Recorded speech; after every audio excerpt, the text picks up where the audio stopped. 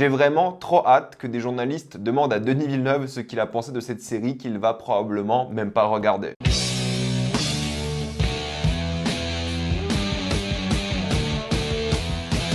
Dune, prophétie, épisode 1. Comme d'habitude, jusqu'à la minute indiquée dans le titre de la vidéo, il n'y aura pas de spoilers, parce que vous êtes tranquille, après on va tout spoiler. Dune, prophétie se déroule 10 000 ans avant la naissance de Paul Atreides, et on va suivre justement la secte des Bene Gesserit qui essaie de prendre de plus en plus le pouvoir. Rapidement, un petit peu de contexte, Denis Villeneuve ne travaille évidemment pas sur cette série, il n'a rien à voir avec la série, c'est pour ça que je pense qu'il va même pas la regarder, ou peut-être il va la regarder, mais je sais que des journalistes vont le faire chier à ce sujet, même si la série se passe 10 000 ans avant ses films à lui, il n'a pas du tout bossé dessus. Normalement, c'est la première série qui arrive dans l'univers de Dune, peut-être qu'il y en aura plusieurs par la suite, à voir. La série s'inspire évidemment, ou en tout cas elle essaye de s'inspirer de l'esthétique des films, mais aussi de son histoire. Elle va souvent citer des personnages, surtout un évidemment des films. Et il faut savoir que c'est une série qui a eu énormément de problèmes, ça fait des années qu'elle aurait dû sortir d'ailleurs. À la base, la série s'appelait Dune Sisterhood, qui était donc adaptée du livre du même nom. Il y a eu beaucoup de problèmes avec les scénaristes, les acteurs, ils ont dû changer énormément de choses et elle sort enfin aujourd'hui avec un premier épisode et ensuite 5 autres qui vont débarquer car oui, la série n'aura que 6 épisodes qui vont finir un peu avant Noël. Mais est-ce que ça vaut du coup le détour, en tout cas après ce premier épisode? Premièrement, je vais commencer un truc qui va vous frapper la rétine, c'est laid. Quand je dis que c'est laid, c'est que c'est très très laid. La première séquence de la série, je me suis dit c'est pas possible. On est sur une chaîne de la sci-fi avec des CGI tout lisses, dégueulasses, une séquence qui dure 2 secondes parce qu'ils ont pas de budget, c'est pas possible. On voit à fond les effets spéciaux, on voit à fond les contours des décors, les effets qui ont été rajoutés autour, ça va pas du tout. En termes d'effets spéciaux, c'est affreux. Il y a un combat par exemple à l'épée où c'est avec les fameux boucliers, alors que soit le combat à l'épée qui est mal cuté, la Corée qui est catastrophique et les effets du bouclier, ça va pas du tout. Je sais pas s'ils sont pas finis, si c'est trop lisse, s'ils avaient plus de budget, je n'en sais rien, mais tout est laid. En fait, il y a rien de beau. Les décors tous affreusement vides et j'aime bien le côté un peu minimaliste et brutaliste avec de la verdure en théorie, mais là la mise en scène n'arrive pas du tout à le mettre en avant, n'arrive pas du tout à montrer que c'est des espaces vivants, même si c'est des palais ou des écoles ou des choses comme ça va pas du tout. Il y a un vide atroce et c'est pas du tout des espaces où des gens vivent, t'as pas du tout cette impression-là, et c'est juste creux de tous les points de vue, il n'y a aucune profondeur, c'est des studios qui ont été faits à l'arrache, c'est pas possible. D'ailleurs, il y a un personnage qui fait une blague sur le fait que chez les Bene Gesserit, c'est minimaliste, et quand tu vois là où lui habite, c'est la même esthétique. C'est peut-être pas la même couleur, mais c'est la même esthétique. Du coup, tu vas d'une planète à une autre, ou d'un palais, d'une culture à une autre, et c'est la même chose, quoi, globalement. Il n'y a pas un seul décor, pas un seul plan que j'ai trouvé esthétiquement plaisant, que ce soit en termes de photographie, l'éclairage extrêmement basique, ce qui est quand même surprenant pour HBO, quoi. T'as vraiment cette impression que tout a été fait en studio, qu'ils ont construit rapidement. En théorie, t'as des plans full CGI qui montrent les palais qui sont pas mauvais, mais bon, tu vois, il n'y a aucun talent derrière, entre guillemets. En termes de mise en scène, il n'y a rien. C'est juste des artistes d'effets spéciaux qui ont fait leur travail, et puis basta. Pour ceux qui s'attendent à voir quelque chose qui ressemble à Dune, ça ne ressemble pas du tout à Dune. Même les tenues de tous les personnages, ils font beaucoup plus cheap. Et c'est là que tu comprends un truc très rapidement. Ils n'ont pas du tout cette approche science-fiction. La série, vu que c'est une série politique, forcément, ressemble beaucoup plus à Game of Thrones dans la musique, dans les visuels, dans ce qu'elle essaie de faire. Il y a même à un moment une scène où tu as l'impression de voir des dragons dans le ciel, quoi. Tu te dis, c'est pas possible. Ils essaient de faire Dune version Game of Thrones. Et ça ne marche pas du tout. Ils essaient même de singer l'ambiance et tout, quoi. Et pour moi, c'est complètement raté. Alors, juste visuellement, de l'esthétique, de l'ambiance, ça pas du tout. Alors que tu vois, il y a des séries de science-fiction comme Foundation qui coûtent probablement moins cher que celle-ci, qui ont une vraie gueule de série de science-fiction. Et Dieu sait que Foundation a des problèmes. Au début, genre les 3 premières secondes, j'étais un peu optimiste parce que ça commence avec des sortes de murmures. T'avais vraiment cette impression d'être dans une sorte de lyrisme à la Bene Gesserit qui vont manipuler, chuchoter à l'oreille des leaders et tout. Et c'est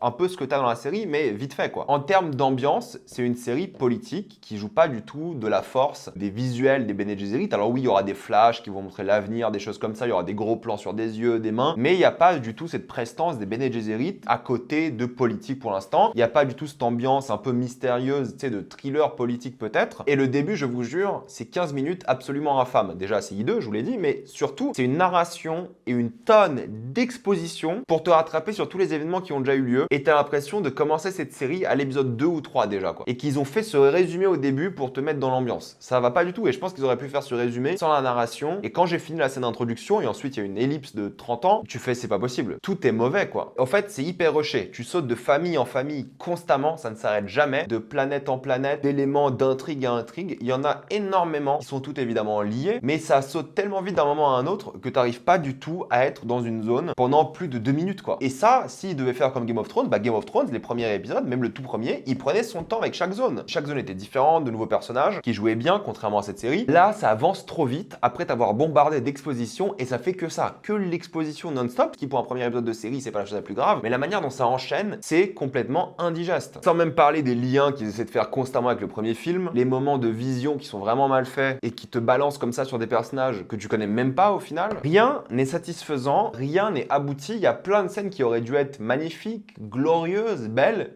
Tu sens rien. Émotionnellement, visuellement, il n'y a rien. Il n'y a pas ce build-up. Il n'y a rien en mise en scène, en montage. Ils n'ont rien essayé, quoi. C'est extrêmement maladroit parce que tu t'en fiches de tous les personnages et je vais en parler un petit peu en spoiler avant tout d'eux. Mais c'est vrai que, honnêtement, l'acting, ça n'aide pas du tout. Il y a un speech d'un personnage à un moment lors de la scène d'introduction. J'ai trouvé ça affreux, quoi. Le zéro charisme et c'est ton personnage principal.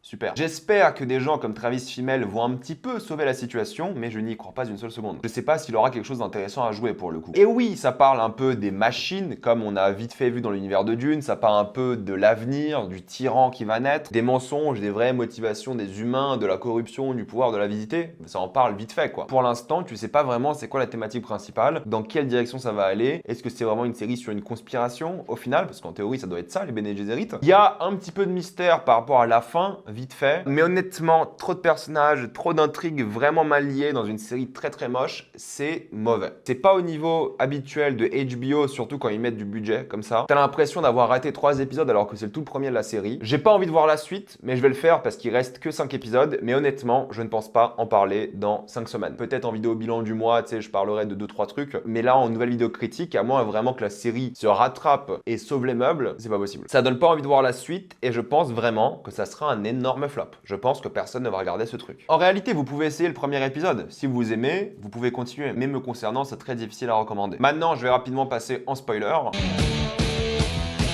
Je suis désolé, mais ça commence très mal quand ton personnage principal est aussi peu charismatique. Moi, j'ai complètement détesté son approche pour le coup. Que ce soit jeune ou âgé, hein, tu comprends que c'est la dictateur qui essaie de propager l'idée et la philosophie des sœurs, qui expérimente sur les humains et des choses comme ça, pour arriver au bout de ses fins. Mais j'ai trouvé les relations avec elle et tous les autres personnages assez embarrassantes à suivre. On a compris qu'il y a une fracture évidente au sein des sœurs et que la princesse qui va arriver va sûrement ouvrir cette fracture encore plus. Mais je trouve le personnage pas du tout intéressant pour le coup. Je suis juste curieux dans quelle direction ça va aller, cette idée d'expérience sur les humains et comment ils testent justement ces choses-là de manière très peu éthique. C'est une chose qui peut être intéressante. Mais même les sœurs, je veux dire, ok, il y a un peu de personnalité vite fait de chacune des sœurs, très très vite fait, et tu vois qu'elles vont prendre une place importante, mais honnêtement, il n'y en a aucune que j'ai envie de suivre, quoi. Tout le délire politique entre les deux familles qui ont fait un lien du mariage, scène du mariage affreusement nulle, hein, disons les choses. Heureusement que la princesse, elle, a un peu de charisme et j'aime bien son arc. Ça, pour le coup, ça peut être intéressant et j'ai hâte de la voir chez les Bene Gesserit parce que ça peut être cool. Mais le délire politique, avec Mark Strong, son personnage, sa femme, cette alliance qui a été faite ici, je pense que ça va être insupportable et long à mourir. Il y a forcément ce défi idéologique entre justement ce qui s'est passé avec le djihad butlérien, vous savez, l'élimination des machines en intelligence artificielle qui s'est passé dans l'univers de Dune, et encore ces gens qui croient aux machines et qui sont prêts à les accepter dans leur vie. Donc il y a une fracture qui va se faire là. Sans même parler de l'enfant qui vient d'être tué par le personnage de Travis Fimmel. Là tu dis, ok, il y a un peu de mystère, qui c'est ce mec, d'où il vient, qu'est-ce qui s'est passé, il a l'air d'être mort sur Arrakis, mais visiblement c'est encore lui, bref. Qui c'est ce mec, ça peut être intéressant. Mais je pense vraiment que l'enjeu politique va tous nous emmerder et nous faire mourir d'ennui. Je sais pas dans quelle direction ça va aller, mais au moins il crée du mystère avec la personne qui a été brûlée et les répercussions de l'autre côté chez les Bene Gesserit. Mais en tout cas, je suis désolé, pour moi c'est pas assez. En termes de qualité, en termes de tout, j'ai du mal à suivre, j'ai du mal à accepter et je pense vraiment que ça va saouler beaucoup de personnes. Je pense que Dune, ça va rester au cinéma pour beaucoup de personnes aussi. Bref, mettez-moi dans les commentaires ce que vous en avez pensé. Avez-vous adoré ou détesté? J'ai envie d'avoir votre avis. Pensez à vous abonner à la chaîne pour voir les prochaines vidéos. Mettez un j'aime, ça aide beaucoup la chaîne. Et suivez-moi sur tous mes autres réseaux pour plus de contenu exclusif. Moi je vous dis à la prochaine fois et salut à tous.